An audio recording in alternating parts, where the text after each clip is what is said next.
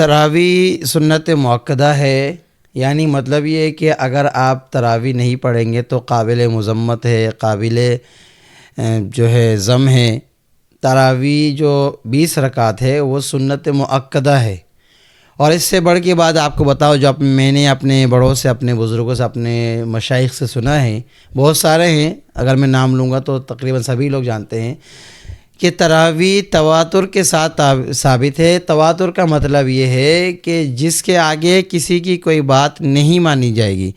تواتر کا مطلب یہ ہے کہ ایک بیٹا اپنے باپ کے گھر پہ پیدا ہوتا ہے، اس کا نام رکھا جاتا ہے۔ مثال کے طور پر میں ہوں، یہ کوئی بھی ہے، اگر 5 آدمی آ کے یہ کہہ دے کہ بیٹا ماشاءاللہ بڑا ہو گیا، سب کچھ ہو گیا، 5 آدمی آ کے یہ کہہ دے کہ یہ اس کا بیٹا نہیں ہے، تو اس کی بات نہیں مانی جائے گی، بلکہ اس کو ملامت کی جائے گی، اس کو ذم کیا جائے گا، اس کو برا بھلا کہا جائے گا۔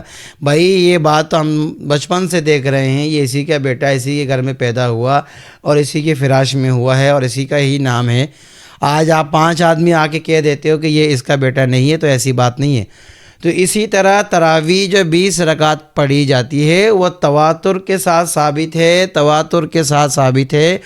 اور بعض علماء نے فرمایا ہے تواتر کے آگے اگر خبر واحد کوئی ایک حدیث بھی آ جائے تو اس کو بھی رد کر دیا جائے گا، جائے گی کوئی قصہ، کوئی کہانی یا کسی اور کی بات لے کر آ جائے تو اس کو تو بدرجہ اولا رد کر دیا جائے گا۔ تو تراویح 20 رکعت پڑھنا سنت مؤکدہ ہے اور تواتر کے ساتھ ثابت ہے۔ سنت مؤکدہ کس کو کہتے ہیں؟ جس طرح فجر کی 2 رکعت سنت پڑھنا یہ سنت مؤکدہ ہے، اگر آپ نہیں پڑھیں گے تو گناہ ہے۔ جس طرح ظہر کی 4 رکعت سنت پہلے پڑھنا وہ سنت مؤکدہ ہے، اور اس کے بعد 2 رکعت بعد میں پڑھنا وہ بھی سنت مؤکدہ ہے، مگر یہ کہ عصر کی 4 رکعت سے پہلے، فرض سے پہلے جو 4 رکعت سنت ہے وہ سنت غیر مؤکدہ ہے۔ تو آپ نے دیکھا ہوگا تقریباً لوگ نہیں پڑھتے۔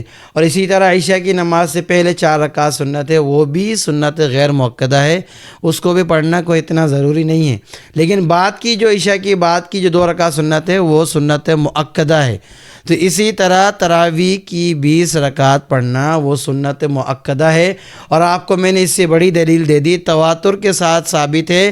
ہم نے اور آپ نے پیدا ہونے کے بعد سے لے کر آج تک ہم دیکھتے ہوئے آ رہے ہیں، تمام مساجد میں تراویح کی 20 رکعت ہی پڑھی جاتی ہے۔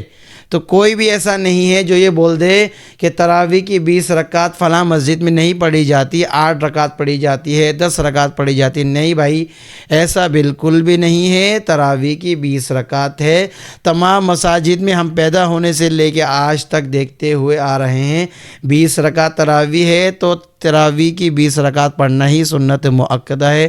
کوئی ایک بندہ آ کے، کوئی 5 بندے آ کے کھڑے ہو کر یہ کہنا شروع کر دے اور دلائل پیش کرنا شروع کر دے کہ بھائی تراویح کی 20 رکعت نہیں ہے، 8 رکعت ہے، 10 رکعت نہیں، ان کی بات نہیں مانی جائے گی، بلکہ ان کو رد کر دیا جائے گا اور تراویح کی 20 رکعت ہی پڑھی جائے گی۔